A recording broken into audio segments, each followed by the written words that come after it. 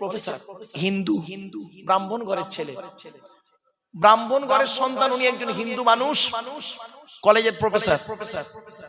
আমাকে বলছেন, স্যার আমি আপনার বক্তব্য খুব শুনি ইউটিউবে, আমি এবং আমার স্ত্রী দুজনেই শুনি। আমি বললাম থ্যাংক ইউ। আপনার বাড়ি কোথায়? বলছে আমার বাড়ি কলকাতায়, আমি কর্মসূত্রে মহারাষ্ট্রে আছি। বলছে আমি একটা প্রশ্নের উত্তর জানতে এসেছি আপনার কাছে। কি? বলছে স্যার আমি কোরআন পড়লাম। Thank you.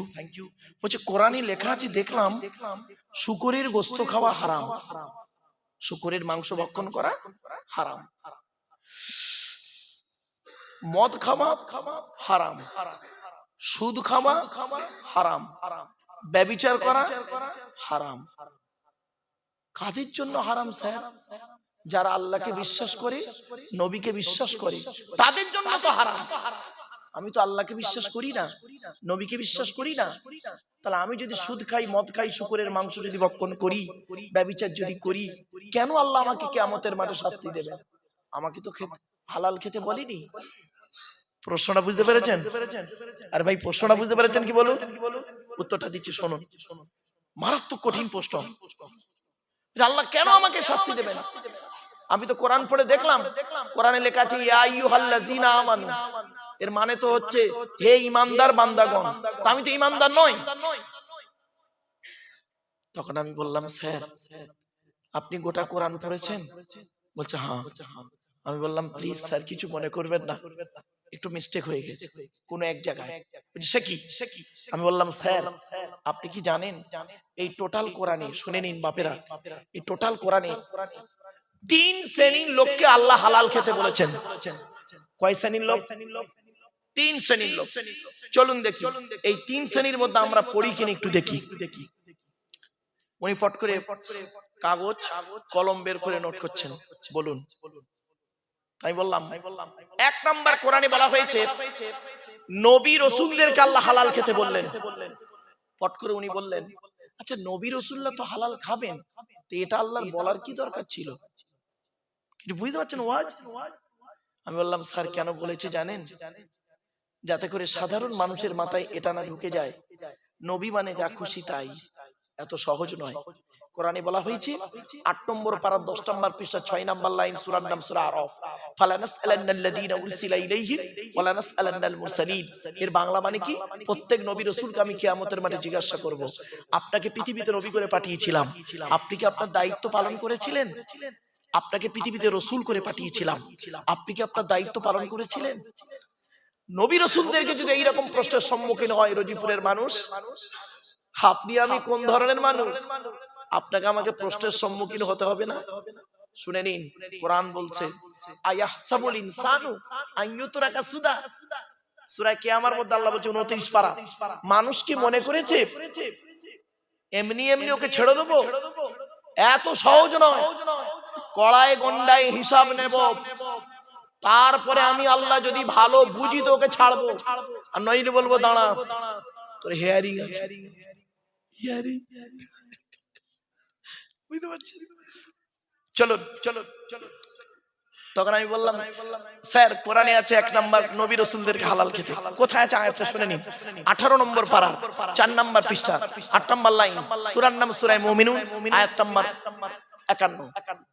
ইয়া আইয়ুহার রাসূল কুলু মিনাত তাইয়্যিবাতি ওয়ামালু সলিহা। এর বাংলা মানে কি? হে রাসূলগণ, আল্লাহ বলছেন হে রাসূলগণ আপনারা পৃথিবীতে হালাল খাবারগুলো ভক্ষণ করুন, ওয়ামালু সলিহা পৃথিবীতে ভালো ভালো কাজগুলো করুন।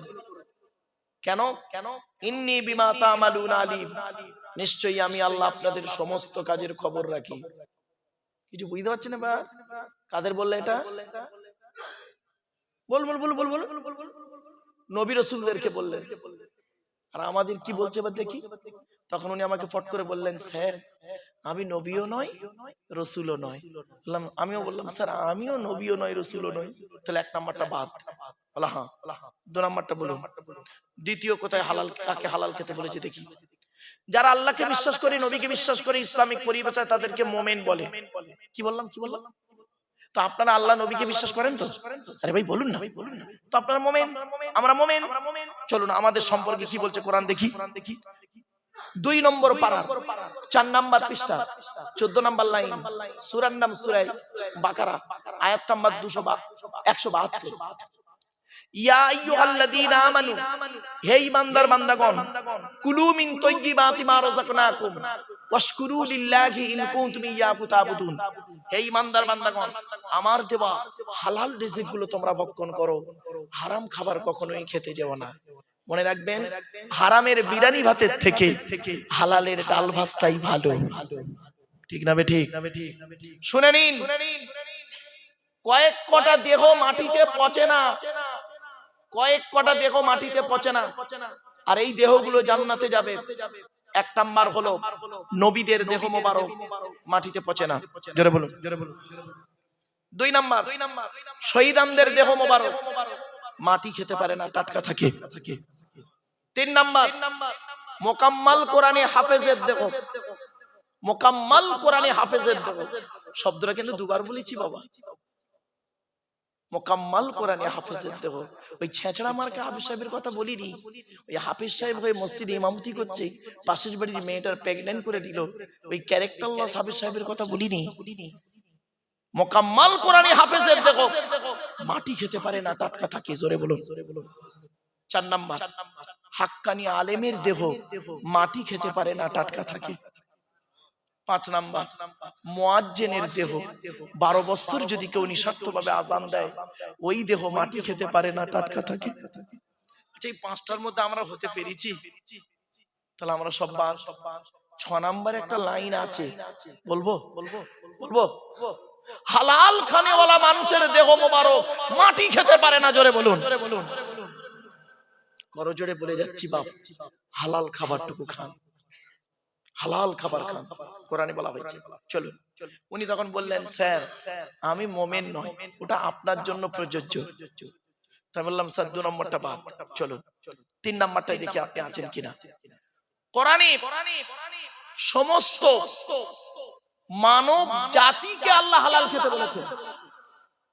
আমি বললাম, স্যার আপনি কি মানব জাতির মধ্যে আছেন, নাকি আপনার চিন্তা ভাবনা ম্যাংকি থেকে ম্যান, মানে বাঁদর থেকে মানুষ?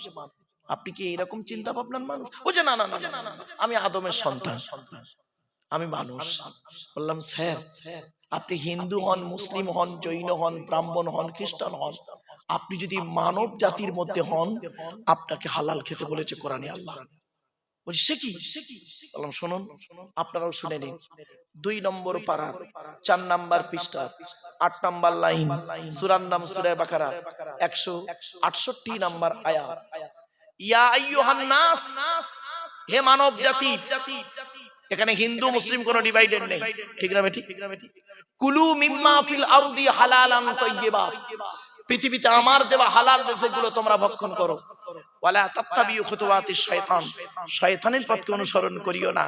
ইন্নাহু লাকুম আদুউম মুবিন, শয়তান হলো তোমাদের প্রকাশ্য দুশমন। সঙ্গে সঙ্গে ওনার গালে হাত, ঠিক এইভাবে গালে হাত দিয়ে বসে পড়ে। আমি বললাম, স্যার আপনার কি ধারণা হয় যে কোরআন শুধু মুসলমানদের জন্য এসেছে? আপনারা কি মনে করেন কোরআন শুধু মুসলমানদের জন্য এসেছে? না, কোরআন এসেছে মানব জাতির কল্যাণের জন্য। 2 নম্বর পারা 7 নাম্বার পৃষ্ঠা 2 নাম্বার লাইন, সূরার নাম সূরা বাকারা। হুদাল লিন-নাস, মানুষের হিদায়াতের জন্য। অবায়্যিনাতিন মিনাল হুদা ওয়াল ফুরকান, ন্যায় অন্যায়কে পৃথক করার জন্য কোরআন নাযিল হয়েছে। আমি বললাম, স্যার আপনার কি ধারণা হয় যে মুহাম্মদ সাল্লাল্লাহু আলাইহি ওয়াসাল্লাম শুধু মুসলমানদের নবী? মুহাম্মদ সাল্লাল্লাহু আলাইহি ওয়াসাল্লাম শুধু মুসলমানদের নবী নয়। উনি বলছেন, আমার তো তাই বিশ্বাস হয়। বললাম, না স্যার, কোরআনে মুহাম্মদকে শুধু মুসলমানদের নবী করা হয়নি। সে কি? বললাম, স্যার কোরআনের 9 নম্বর পারা 9 নম্বর পৃষ্ঠা 11 নম্বর লাইন, সূরার নাম সূরা আরাফের মধ্যে আল্লাহ বললেন, কুল, নবী তুমি বলো, ইয়া আইয়ুহান নাস, হে মানব জাতি। এখানে হিন্দু মুসলমান কোনো পার্থক্য নেই, হে মানব জাতি। ইন্নী রাসূলুল্লাহি ইলাইকুম জামিয়া, আল্লাহ পাক কুল কায়নাতে রাসূল করে মুহাম্মদকে পাঠিয়েছেন। আপনি কি ভাবলেন? তাহলে 1 নাম্বার হলো, 2 নাম্বার হলো হালাল খেতে হবে, 3 নাম্বার হলো বাবা জলসা কমিটি হতে গেলে 5 ওয়াক্ত নামাজি হতে হবে। খারাপ সেন্স নেবেন না, শুধু জলসা কমিটি 5 ওয়াক্ত নামাজ পড়বে না, আর বক্তার কাজা করবে, বক্তাবাদ শ্রোতাবাদ না, বক্তা শ্রোতা সকলকে নামাজি হতে হবে।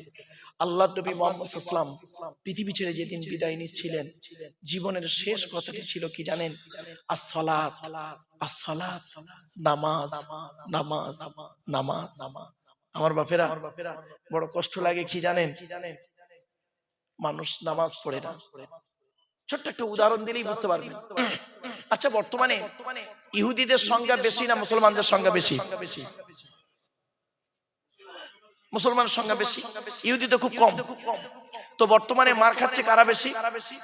কেন? যাদের সংখ্যা বেশি হয় তারা মার খায়, তারা তো মারে, তাহলে মার খাচ্ছেন কেন? ইহুদি তো অল্প কোটাগত, আর 200 কোটি মুসলমান সারা পৃথিবীতে, এরা মার খাচ্ছে কেন? কারণ কি জানেন? প্রবলেমটা কোথায় জানেন? টেকনিক্যালি একটু প্রবলেম। এরা শিক্ষা দীক্ষা চিন্তা ভাবনা গবেষণায় অনেক পিছিয়ে আছে মুসলমানরা এখন। আর ইহুদিরা টেকনোলজিতে আগিয়ে। মুসলমানদের পাঠানো কিতাব, এই কোরআন থেকে পরমাণু বোমা বের করলো, এই কোরআনে আছে পরমাণু বোমা। হে মুসলমান, আধার কার্ড করেছিলেন, আধার কার্ড করার সময় অফিসাররা আপনাদের দুটো কথা বলেছিলেন কি? 1 নাম্বার বলেছিলেন চোখটা বড় করে চান তো, বলেছিলেন। আর 2 নাম্বার দুটো বুড়ো আঙুল কিনে একটা কাঁচের উপরে চেপে ধরেছিলেন। 1500 বছর আগে এই দুটো জিনিস কোরআনে ইঙ্গিত দেওয়া আছে। কোথায় আছেন আপনি? আপনি কোরআন পড়েন, আপনি কোরআন পড়েন নেকির আশায়। নেকি, আল্লাহর নবীর ওই হাদিসটা খুব আমল করে মুসলমানরা। বর্তমানে কিছু মুসলিম, সকলে নয়, কিছু মুসলিম খুব আমল করে। আল্লাহর নবী বলেছেন, মান করা আল কুরআনা হরফান ফালাহু আশরু হাসানা, যে ব্যক্তি কোরআন থেকে একটা অক্ষর পড়বে আমলনামায় 10টা নেকি লিখা হবে। এই হাদিসটা খুব আমল করে, এজন্য মুসলমান কি করে? নেকির আশায় খালি কোরআন পড়ছে, কিন্তু কোরআনে শুনে নিন 82 জায়গায় আছে নামাজের কথা, 92 জায়গায় আছে লেখাপড়ার কথা। কোন সংখ্যাটা বেশি? 82 না 92? তাহলে লেখাপড়ায় পিছিয়ে কেন? কোরআনে বলা হলো আফালা ইয়াতাদাব্বারুনাল কুরআন, এই আয়াতটা কোরআনে 2 জায়গায় আছে, 26 পারায় আর 5 পারায়। তারা কি আমার এই কোরআনকে নিয়ে একবার চিন্তা ভাবনা করে না? এ মুসলমান কোরআন নিয়ে গবেষণা করলো না। এরা কি করলো? এ কোরআনকে নিয়ে গবেষণা করলো কারা? America, London, France, Britain, Japan, Jordan, Germany ঠান্ডা করে বসে বসে কোরআনকে নিয়ে গবেষণা করলো। কারা করলো? Humphry Davy, Michael Faraday, Einstein, Isaac Newton, doctor Maurice Bukhairi, mister Cook, mister Jabiri, mister Campbell, Raja Rammohan Roy, Ishwarchandra Vidyasagar, Rabindranath Thakur, Acharya Jagadish Chandra Basu, Francis Drake, William Skidmore, Williams Harvey, Thomas, George Bernard, এরা কোরআনকে নিয়ে গবেষণা করলো। আর আমরা কি করলাম? আমরা কিছু মৌলবি, সকলে নয়, ভুল বলা হবে, আমরা কিছু মৌলবি কোরআনটাকে কিভাবে ইউটিলাইজ করলাম দেখবেন। তেল পড়া, পানি পড়া, ওয়াজ করা, খতম পড়া, তাবিজ মরা, ঘর বন্ধ করা, নিজেদের মধ্যে মারামারি করা, গোল টুপি, লম্বা টুপি, চেরা জামা, ফাড়া জামা, তবলিগ, ফুরফুরা, বেরেলি, ওয়াহাবি, জামাতে ইসলামী, আহলাদি, বুকে হাত বাঁধা, নাভির নিচে হাত বাঁধা, নামাজে জোরে আমিন বলা, আস্তে আমিন বলা, 20 রাকাত তারাবি, 8 রাকাত তারাবি, কিয়াম করা না করা, ওর বলে কাফের, ওর বলে কাফের। ঠিক না বেটি? বাবাজি, কতদিন মুসলমানরা মার খাবেন? কতদিন মার খাবেন? বলবো কি বলো? শুনে নিন। ইহুদিদের একটা কিতাব আছে, কিতাবটার নাম হলো তালমুদ। কি বললাম বাবা? তালমুদ। ওই কিতাবে লেখা আছে, ইহুদিদের কিতাবের নাম হলো তালমুদ।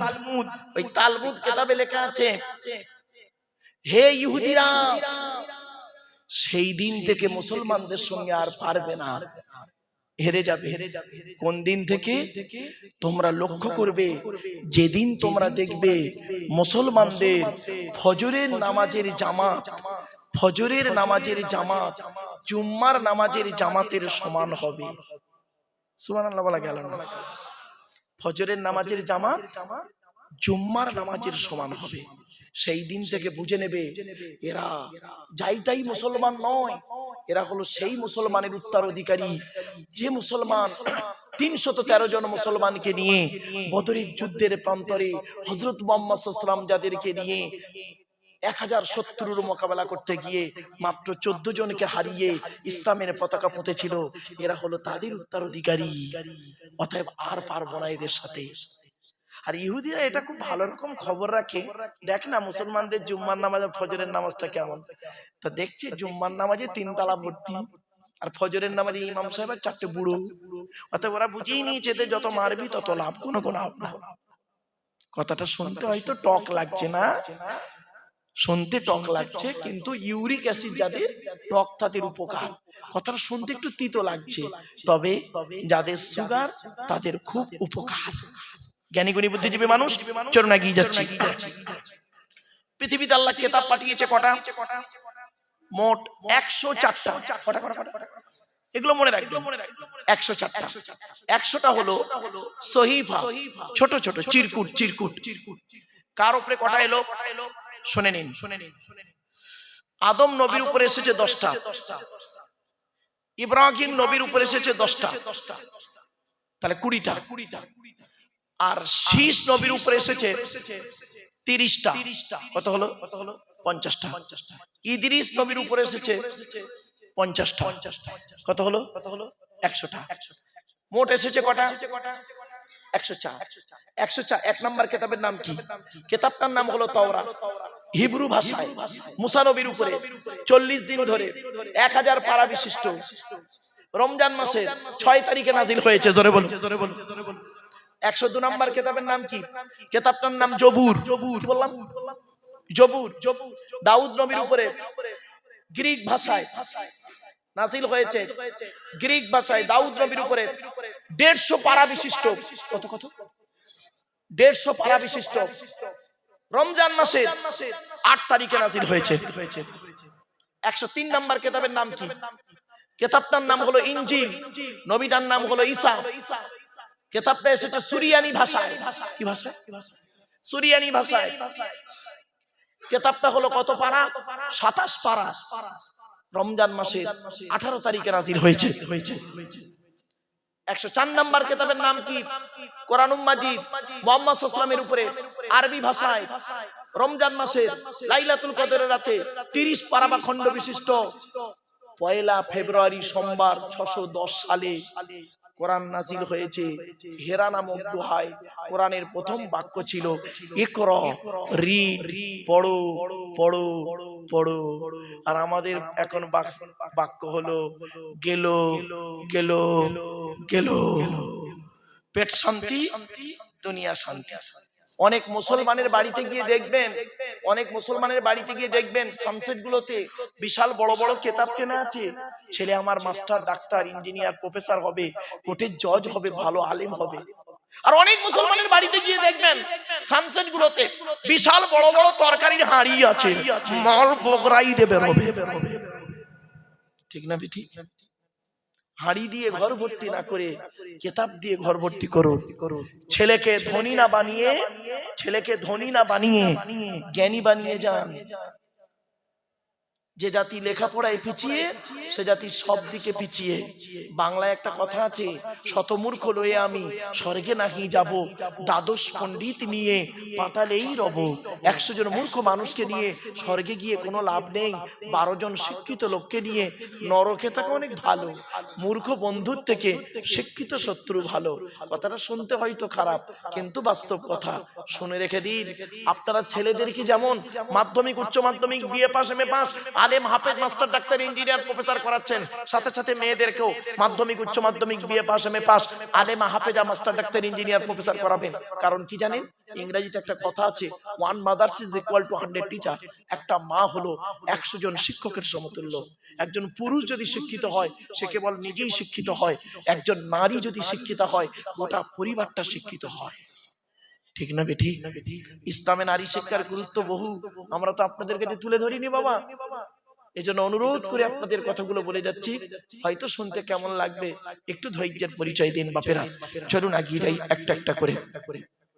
আচ্ছা ভাই, আপনারা হজ করতে চান? আরে ভাই বলুন না, একটু কথা বলুন না। প্রত্যেকেরই মন চায় হজ করতে। তো হজে যেতে গেলে তো টাকা লাগবে। আপনার তো মনটা আছে যাওয়ার। হুম হুম দেখবেন দেখবেন একটা ঘটনা বলবো, শুনলে চমকে যাবেন। হজে না গিয়ে হজ কবুল হয়ে গেছে। কি কি কি হজে না গিয়ে তার হজ আল্লাহর দরবারে কবুল হয়েছে। শুনে নিন এখানে ভালো করে, সংক্ষেপে বলছি বোঝার জন্য, একদম সংক্ষেপে। ওই এক্সাম্পলটা আনলে তবে বোঝাতে পারবো ভালো। লোকটার নাম হলো আব্দুল্লাহ ইবনে মুবারক। কি বললাম বাবা, নামটা একটু বলেন।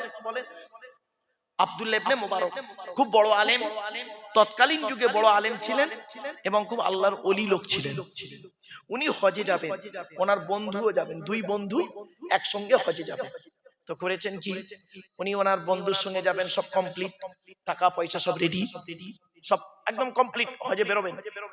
এমত অবস্থায় উনি করলেন কি, ওনার ছোট ছেলেটা কাঁদতে কাঁদতে আসছে। উনি বলছেন, বাবা তুমি কাঁদছো কেন দুপুরবেলা, কি হয়েছে? বাচ্চাটা বলছে, আব্বা গ্রামে একটা লোক গোস্ত রান্না করে খাচ্ছে, তা আমি গিয়ে গোস্ত চাইলাম, আমাকে দিল না, তাই কাঁদছি। আব্দুল্লাহ ইবনে মুবারক রাহমাতুল্লাহ আলাইহি মনে করলেন, হয়তো মনে হচ্ছে লোকটি আমার প্রতি কোনো রাগ রয়েছে, সেই রাগটা আমার উপরে আদায় করতে না পেরে আমার বাচ্চার উপরে আদায় করছে। যাই, হজে যাওয়ার আগে লোকটার কাছে ক্ষমা চেয়ে আসি। উনি করলেন কি, ছেলেটার হাতটা ধরে লোকটার বাড়িতে গেলেন, দরজা বন্ধ, আওয়াজ দিলেন, ভেতর থেকে লোকটা দরজাটা খুললো, খুলেই দেখছে এলাকার সব থেকে বড় আলেম আব্দুল্লাহ ইবনে মুবারক ওনার গেটে হাজির। উনি বলছেন, হুজুর আসসালামু আলাইকুম। ওয়ালাইকুম আসসালাম। হুজুর আসুন আসুন আসুন, একটু ভেতরে আসুন। বলছে, না বাবা আমি ভেতরে যাব না, একটা কথা বলবো। বলছে কি? বলছে, এই বাচ্চাটা আমার বাচ্চা, তুমি জানো? তো বলছে, জি জানি তো হুজুর, আপনার বাচ্চা জানি। ও তুমি জানো? জি। তুমি আজকের বাড়িতে গোস্ত রান্না করে খাচ্ছ? বলছে জি। আমার এই বাচ্চাটা তোমার কাছে একটু গোস্ত চেয়েছিল। তা বলছে জি। তা বাবা, একটা বাচ্চাকে একটু গোস্ত দিলে ক্ষতি কি ছিল? তখন লোকটা ঝরঝর করে কাঁদছে, চোখ থেকে পানি পড়ছে। বলছে, বাবা কাঁদছো কেন? তখন কেঁদে কেঁদে লোকটা বলছে, হুজুর আজ 3 দিন হলো আমার বাড়িতে রান্না হয়নি, 3 দিন হলো বাড়িতে রান্না হয়নি, কচি কচি বাচ্চারা অনাহারে আছে। আজ সকালবেলা কাজে গিয়েছিলাম, দুপুর হয়ে গেছে, কোনো কাজ পাইনি। তাই আমি একটা বাপ তো, বুকটা ফেটে যাচ্ছে, খালি হাতে বাড়ি যাই কি করে? খুব চিন্তা করছি কি করে খাবো, বাচ্চাদের মুখের পানি চেয়ে। আমি তো একটা বাপ। রাস্তায় আস্তে আস্তে দেখতে পাচ্ছি রাস্তার ধারে একটা মরা হালাল প্রাণী, কি বললাম, মরা হালাল প্রাণী পড়ে আছে। আমি চারিদিকে দেখলাম, ছুরি নিয়ে ওই মরা প্রাণীর গোস্ত কেটে নিলাম, কেটে নিয়ে বাড়িতে এসে রান্না করে খাচ্ছি। মরা প্রাণীর মাংস কোরআনে আল্লাহ হারাম বলেছেন, তবে কাদের জন্য হালাল জায়েজ? অসহায় ব্যক্তির জন্য। কিছু বুঝতে পারছেন ওয়াজ? অতএব হুজুর আমি তো অসহায় নিরুপায়, আমার জন্য মরা প্রাণীর গোস্ত খাওয়াটা হালাল, কিন্তু আপনি তো হাজী সাহেব হজে যাবেন, আপনার বাচ্চার জন্য এই মরা প্রাণীর গোস্ত খাওয়া হারাম। অতএব আমি যখন দেখলাম আপনার বাচ্চা এটা, তখন আমি কি করে আপনার বাচ্চাকে হারাম খাবারটা খেতে দিই? এই জন্য হুজুর বাচ্চাটাকে দিইনি, তাড়িয়ে দিয়েছি, একটু রাগ করেছি, তাই কেঁদে কেঁদে আপনার কাছে অভিযোগ করেছে। তো হুজুর মরা প্রাণীর গোস্ত আপনার বাচ্চাকে না দিয়ে যদি বড় অপরাধ করে থাকি, আল্লাহর রাস্তায় আপনি আমায় মাফ করে দিন, আল্লাহর রাস্তায় মাফ করে দিন। আব্দুল্লাহ ইবনে মুবারক রাহমাতুল্লাহ আলাইহির চোখ থেকে ঝরঝর করে পানি পড়ছে। বলছে, বাবা দাঁড়াও দাঁড়াও বাবা, আমি আসছি, দাঁড়াও আমি আসছি।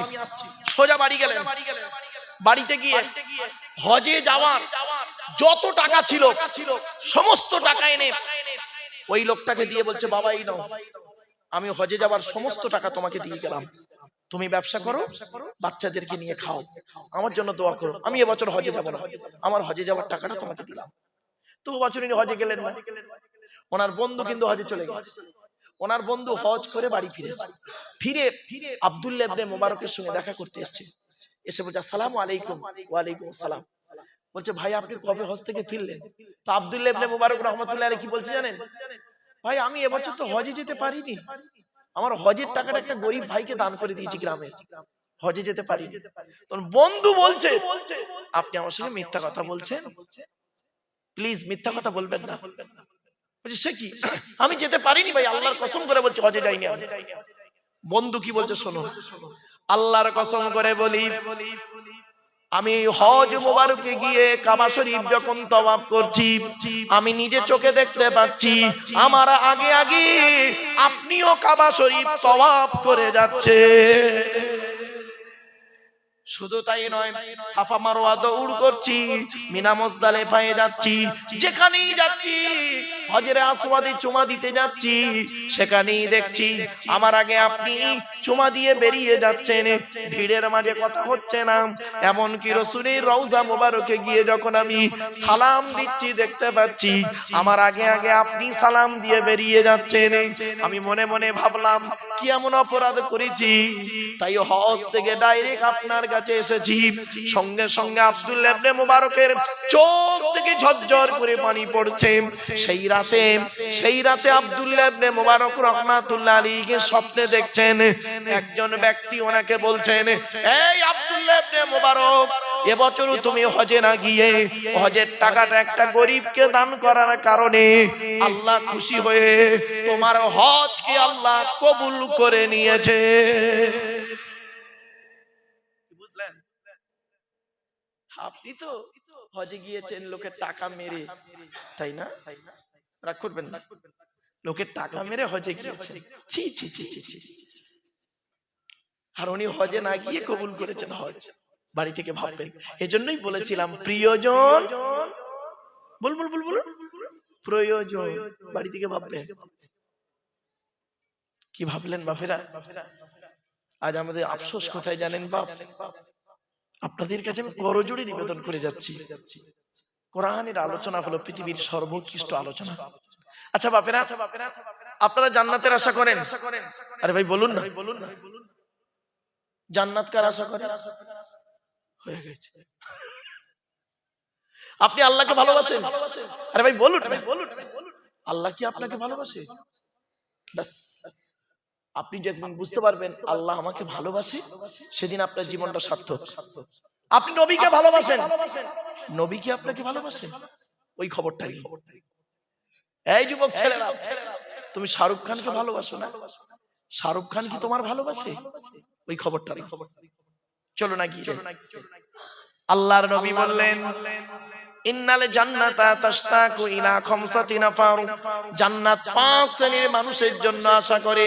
1 নাম্বার হলো তালিয়াল কোরআন, প্রতিদিন কোরআন তেলাওয়াতকারী মানুষের জন্য জান্নাত আশা করে। 2 নাম্বার হলো ওয়াহাফিজিল লিসান, জবানকে হেফাজতকারী মানুষের জন্য জান্নাত আশা করে।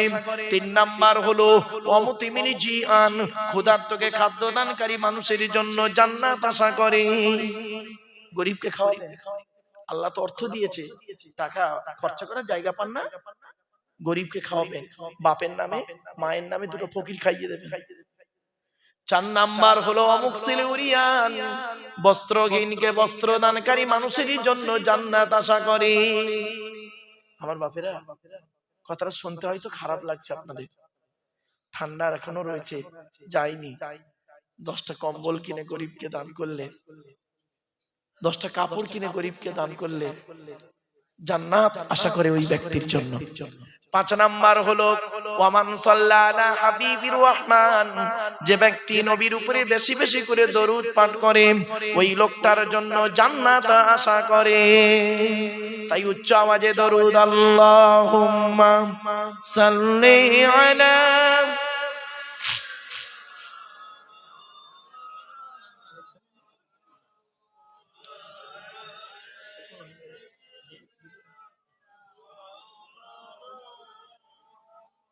আসলে কি জানেন, শেষ দিনে শেষ রাতে শেষ লগ্নের জলসা তো, এজন্য আপনাদের আমি অনুরোধ করছি, জলসা যখন দেবেন দয়া করে রাত 12টার উপরে যাবেন না। 12টার পরে না মানুষের ওয়াজ শোনার মেন্টালিটি ভালো থাকে না। কথা বুঝতে পারছেন? যদি আপনাদের খুব যায় 11টা থেকে 12টা করবেন, এর বেশি যাবেন না। একটা বক্তা আনবেন, ব্যাস দুদিনে 2টো বক্তা করবেন, 3 ঘন্টা করে হয়ে যাবে, 9টা 12টা হয়ে গেল। কিছু শিখতে পারবেন, জানতে পারবেন, বুঝতে পারবেন। আর শর্ট টাইমের ভিতরে কোনটা বলি কোনটা ছাড়ি এরকম মনে হচ্ছে। আমার বাপেরা কথাগুলো একটু মূল্যায়ন করুন। চলুন। আচ্ছা, মা বোনেদের বসার জায়গা আছে ভাই? না, যাই হোক, মা বোনেদের কাছে আওয়াজ যাচ্ছে? মা বোনেরা অনুরোধ করে বলে যাচ্ছি, মা বোনদেরকে আমি কয়েক কটা কথা বলে যাব, গুরুত্বপূর্ণ কথা। এই কথাগুলো আপনারা মাথায় রাখুন মায়েরা বোনেরা। কি? 1 নাম্বার শোনো। আল্লাহর নবী একদিন সাহাবীদেরকে বলছেন, তোমাদের বাড়িতে কয় শ্রেণীর মেয়ে ছেলে আছে গো? সাহাবীরা বললেন, হে নবী, আমাদের বাড়িতে 4 শ্রেণীর মেয়ে ছেলে আছে। কে কে? মা, বোন, মেয়ে, বউ, 4 শ্রেণীর মেয়ে। নবীজি বললেন, কি করে বুঝবে ওরা জান্নাতি না জাহান্নামী? বলুন আপনারা, কি করে বুঝবেন আপনার স্ত্রী, আপনার মা, বোন, মেয়ে, বউ জান্নাতি না জাহান্নামী? নামাজ পড়ে বলে, রোজা রাখি বলে? না। আল্লাহর নবী সাহাবীরা পুরো চুপ। নবীজি বললেন, শোনো, যে সমস্ত মেয়েদের মধ্যে কমসে কম 6টা অভ্যাস পাবে, কটা 6টা অভ্যাস যে মেয়ের মধ্যে থাকবে, ওই মেয়ে ছেলে যত নামাজ পড়ুক, রোজা রাখুক, হজ করুক, জাহান্নামী। কি? 1 নাম্বার, ওই মেয়ে ছেলে নামাজ পড়ে রোজা রেখে জাহান্নামায় যাবে যে মেয়ে ছেলে তার স্বামীর সঙ্গে যখন কথা বলে মেজাজ দিয়ে কথা বলে। অনেক মা বোন আছে দেখবেন, স্বামীর সঙ্গে কথা বলে, পাড়ার লোকের সঙ্গে কথা বলে মিষ্টি ভাষায়, আর স্বামীর সঙ্গে যখন কথা বলে মেজাজ দিয়ে। জানি না কেন, হয়তো হতে পারি স্বামী গরিব ঘরের সন্তান, ও হয়তো মেয়েটা হয়তো ধনী ঘরের মেয়ে, হতে পারে স্বামীটা হয়তো গায়ের রং কালো, মেয়েটার গায়ের রং অতি সুন্দর, হতে পারে স্বামীটা হয়তো 8 ফেল, মেয়েটি হয়তো MA পাস, জানি না। এই জন্য আপনাদেরকে বলে যাচ্ছি, পুরুষ 4 জনকে খুশি করলে জান্নাতি। কজন? আপনি এখানে বসে বসে ভাবুন, 4 জনকে পৃথিবীতে খুশি করুন, আপনি জান্নাতে যাবেন। 4 জনকে খুশি করুন। 1 নাম্বার, আপনি আপনার রব আল্লাহকে খুশি করুন, অর্থাৎ কোরআন মোতাবেক জীবন যাপন করুন। কোরআনে যেটা হারাম বলেছে বর্জন করুন, হালালটাকে গ্রহণ করুন। 2 নাম্বার, পুরুষ আপনি আপনার নবীকে খুশি করুন, অর্থাৎ নবীর হাদিস মোতাবেক, সুন্নাহ মোতাবেক জীবন যাপন করুন। নবী যেভাবে খেয়েছেন আপনি সেইভাবে খান, নবী যেভাবে চলাফেরা করেছেন সেইভাবে চলাফেরা করুন। ব্যাস। 3 নাম্বার, পুরুষ আপনি আপনার জন্মদাতা বাপকে খুশি করুন। 4 নাম্বার, পুরুষ আপনি আপনার পেটে ধরা মাকে খুশি করুন। এজন্য বলতে গিয়ে একটা কথা বলি, আগে ভালো ছেলে হন, পরে ভালো জামাই হবে। আমরা ভালো জামাই হতে পেরেছি, ভালো ছেলে হতে পারিনি। ঠিক না বেটি? আমার শ্বশুর লোককে বলে আমার জামাই খুব ভালো, আমার শাশুড়ি লোককে বলে আমার জামাই খুব ভালো, আর আমার জন্মদাতা বাপটা কি বলে শুনবেন? ওকে জন্ম দিয়ে পাপ করেছি। পেটে ধরা মাটা কি বলে শুনবেন? পেটে ধরে ভুল করেছি। কেন? কি এমন কাজ করলেন যে মা 10 মাস 10 দিন গর্ভে ধারণ করলো, দুনিয়ার মুখটা বড় কষ্ট করে দেখালো, শীতকাল, বর্ষাকাল, গ্রীষ্মকাল কোনো কালকে দেখলো না, আমার পেশাবের উপর আমার মা শুয়ে আমাকে তার বুকের উপরে স্থান দিল। কি এমন কাজ করলেন? কার মাধ্যমে করলেন? 75 বছরের বুড়ো বাপটা 50 বছরের ছেলেটাকে আর আব্বা বলে ডাকে না। মনে রাখবেন, 75 বছরের বুড়ো বাপ যখন 50 বছরের ছেলেটাকে একবার আব্বা বলে ডাকবে, মনে রাখবেন ওই 75 বছরের বুড়ো বাপের আব্বা ডাকটা হলো আল্লাহর আরশে আজিমের ডাক। দেখেছে কোনদিন? বাড়ি থেকে ভাববেন। টাকা পয়সা খরচা করবেন কার পিছনে বেশি? কোরআন বলছে ইয়াসআলুনাকা মাযা ইউনফিকুন, নবী তোমাকে ওরা প্রশ্ন করছে টাকা পয়সা কোথায় ব্যয় করলে আল্লাহ খুশি হবে। কুল মা আনফাকতুম মিন খায়রিন ফালিল ওয়ালিদাইনি ওয়াল আকরাবিন, টাকা পয়সা সর্বপ্রথম তোমরা খরচা করবে, তোমরা তোমাদের বুড়ো বুড়ি বাম্মার পিছনে ব্যয় করবে, আল্লাহ খুশি হয়ে যাবে। বাপের ভাত দেয় না, মায়ের ওষুধ কেনার পয়সা দেয় না, শাশুড়িকে হজে নিয়ে যাচ্ছে। ছি ছি ছি ছি, অভদ্র কোথাকার। বাড়ি থেকে ভাববেন। এরপরে আসছি, চারজনকে খুশি করুন, আপনি জান্নাতে যাবেন। মা তার ছেলেকে, শুনে নিন, মা তার ছেলেকে খুব বেশি হলে, মা তার ছেলেকে কত দূর তোলে বলুন? আমার দিকে তাকান, এত দূর, ঠিক না বেটি? আমাদের মা আমাদের নিয়েছে কত দূর? বুকের উপরে এত দূর, এর বেশি আর তুলতে পারে না মা, এইটুকু। আর বাপ তার ছেলেকে প্রথমে কাঁধে তোলে। বাপ বলতে চায়, বেটা আমি গরিব বলে লেখাপড়া শিখতে পারিনি, তুই আমার ছেলে, তুই আমার থেকে আরো বেশি দূরে লেখাপড়া শেখ। তারপরে বাপ কি করে জানেন? ছেলেটাকে মাথায় তুলে নিয়ে বলে, বেটা আমি তো অনেক দূরে দেখতে পাইনি, তুই আমার মাথায় বসে উজ্জ্বল ভবিষ্যৎ তুই দেখ, আমি খুশি হয়ে যাব। বাড়িতে গিয়ে দেখবেন বাপের আলমারিতে না জামা ভালো নেই, মায়ের আলমারিতে 4-5টা শাড়ি পাবেন। মায়ের শাড়িরা মেয়েরা পরে, কিন্তু বাপের পাঞ্জাবি ছেলেকে পরতে দেখেছেন? বলুন বলুন বলুন বলুন। বাপের পাঞ্জাবি থাকে না। যারা বাপ হয়েছে তারা বুঝতে পারছে বাপের পাঞ্জাবি থাকে না। বাপ শুধু কি মনে করে, আমার ছেলে মেয়ে পড়লে আমি খুশি, আমার বউ পড়লে খুশি। হায় রে হতভাগা মুসলমান, এই ওয়াজ শোনার লোকের অভাব, এই ওয়াজটা শোনার লোকের অভাব, আওয়াজ শোনার লোকের অভাব নেই। এখানে বসে বসে ভাবুন, সত্যি কথা বলুন তো দেখি, দয়া করে একবার হাতটা তুলে দেখান তো দেখি, কাদের বাপ মরে গেছে অথবা মা মরে গেছে অথবা বাম্মা মরে গেছে? হাতটা তুলুন না, লজ্জা লাগছে? হাত নামান, হাত নামান। আপনাদের মতো আমি একজন পিতামাতা হারা সন্তান। 2019 সালে অক্টোবর মাসের 3 তারিখে শুক্রবার বেলা 5:30টার সময় আমি আমার বাপকে হারিয়েছি। 2023 সালে জুন মাসের 28 তারিখ বৃহস্পতিবার বেলা 11:30টার সময় বগুড়া ঈদের দিন আমি আমার মাকে হারিয়েছি। আমি একটি মাত্র সন্তান, 4 বোন। তো আমি আমার বাম্মার জানাজা আমি পড়িয়েছি এবং আমি কবরে নেমেছি। এই পৃথিবীতে আমার মরা বাম্মার মুখ পৃথিবীর লাস্ট শেষ মানুষ যে দেখেছিল সে কে জানেন? আমি। কারণ আমি কবরে মাথার দিকে নেমেছি, আমি শেষবারে বাম্মার মুখটা দেখে শরীয়ত মোতাবেক আমি চাপা দিয়েছিলাম। আমার পরে পৃথিবীর কোনো মানুষ আর আমার মরা বাম্মার মুখ দেখেনি। আপনাদের বলার উদ্দেশ্যটা কি? আপনারা এখানে বসে বসে ভাবুন, আপনাদের বাম্মা যখন মরে গেল জনমের মতো শেষবারে ওই যে মুখটা একবার দেখিয়ে দিল, দেখিয়ে দেওয়ার পরে ওই যে জানাজা পড়িয়ে নিয়ে চলে গেল, সেই দিন থেকে আজ পর্যন্ত এই জলসার এখন পর্যন্ত সত্যি কথা বলুন তো দেখি, পৃথিবীর কোন মানুষকে অন্তর থেকে আব্বা বা মা বলে ডাকতে পেরেছেন? বলুন বলুন বলুন বলুন, পেরেছেন? শ্বশুর কোনোদিন বাপ হতে পারে না, শাশুড়ি কোনোদিন মা হতে পারে না। শ্বশুর তোমার বাপ হয়েছে 20 বছর পরে তার মেয়ে দেবার কারণে, শাশুড়ি তোমার মা হয়েছে 20 বছর পরে তার মেয়ে দেবার কারণে। তোমার বাপ হয়েছে যেদিন তুমি মায়ের পেটে এসেছিলে সেই দিন থেকে। তোমার মা হয়েছে যেদিন তুমি মায়ের পেটে এসেছিলে সেই দিন থেকে। হে রজিপুরের মানুষ, তোমরা জান্নাতের আশা করো না, মসজিদে গিয়ে জান্নাত খুঁজতে যাও না। আল্লাহর নবী বললেন, ওরে মসজিদে গিয়ে জান্নাত খুঁজবি কি? আমি মুহাম্মদ তোদের বলে যাচ্ছি, ইন্নাল জান্নাতা তাহতা আকদামিল উম্মাহাত, তোদের জান্নাত হলো তোদের বাপ আর মায়ের পায়ের তলায়।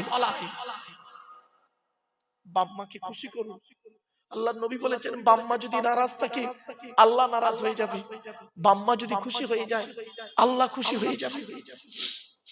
আল্লাহর নবী বলছেন, একজন যুবক ছেলে বলছেন, ইয়া রাসূলুল্লাহ আমি যুদ্ধের ময়দানে, অসুবিধা হচ্ছে আপনাদের? 2 মিনিট বলবো না শেষ করে দেবো? একজন যুবক ছেলে বলছেন, ইয়া রাসূলুল্লাহ যুদ্ধের ময়দানে গিয়েছিলাম, এসে দেখছি মা মরে গেছে, এখন কি করব বলুন? নবী বললেন, তুমি তোমার মায়ের জন্য দুটো কাজ করো। 1 নাম্বার করবে কি, তুমি তোমার মায়ের জন্য রুহে মাগফিরাতের দোয়া চাও, তোমার মাকে যেন আল্লাহ ক্ষমা করে দেয়। আর একটা কি করবে, তুমি তোমার মায়ের জন্য দান খয়রাত করো, তোমার মা কবরে শুয়ে শুয়ে সওয়াব পাবে। বাপ মরে গেছে, মা মরে গেছে, বাম্মার নামে দুটো ফকির খাওয়াতে পারেন না? যদি বলেন হুজুর আপনি করেন, হ্যাঁ বাবা, প্রতি বৃহস্পতিবার আমার বাড়িতে 4 জন করে ফকির খাওয়াই আমি, আর তাদের 100 করে টাকা দিই, 4 জন করে ফকির খাওয়াই আব্বা মার নামে। কমে যাবে টাকা? আল্লাহ আরো বাড়িয়ে দেবে। মাম্মার দোয়া বড় দোয়া, শুনে রেখে দিন। আল্লাহর নবী বলেছেন 3 ব্যক্তির দোয়া আল্লাহর দরবারে কবুল হয়, কোনো মিস যায় না। পীর সাহেবের দোয়া কবুল হতে পারে নাও পারে, কোনো গ্যারান্টি নেই। মুফতি সাহেবের দোয়া, মাওলানা সাহেবের দোয়া কবুল হতেও পারে নাও পারে, কোনো গ্যারান্টি নেই। কিন্তু 3 ব্যক্তির দোয়া আল্লাহর দরবারে, অত্যাচারকৃত মানুষের দোয়া। কোন স্বামী যদি স্ত্রীর উপরে অন্যায়ভাবে অত্যাচার করে, ওই স্ত্রী যদি বলে আল্লাহ আমি অন্যায় করিনি, আমার স্বামী আমার উপরে নির্মমভাবে অত্যাচার করছে, আল্লাহর তরফ থেকে গজব পড়বে, বলতে আর হবে না। অনেক শাশুড়ি আছে দেখবেন, নিজের মেয়েকে খাইয়ে নিয়ে ঘরের ভেতর ঢুকে বলল, বৌমা পরের মেয়ে খেয়েছে কি তা খবর নিল না। শাশুড়ি মায়েদেরকে বলে যাচ্ছি, মায়েরা মনে রাখবেন, আপনি বৌমা পরের মেয়েকে যদি আপন করতে না পারেন, আল্লাহ আপনারও মেয়ে দিয়েছে, লোকের বাড়ি বৌমা হয়ে যাবে। আল্লাহর তরফ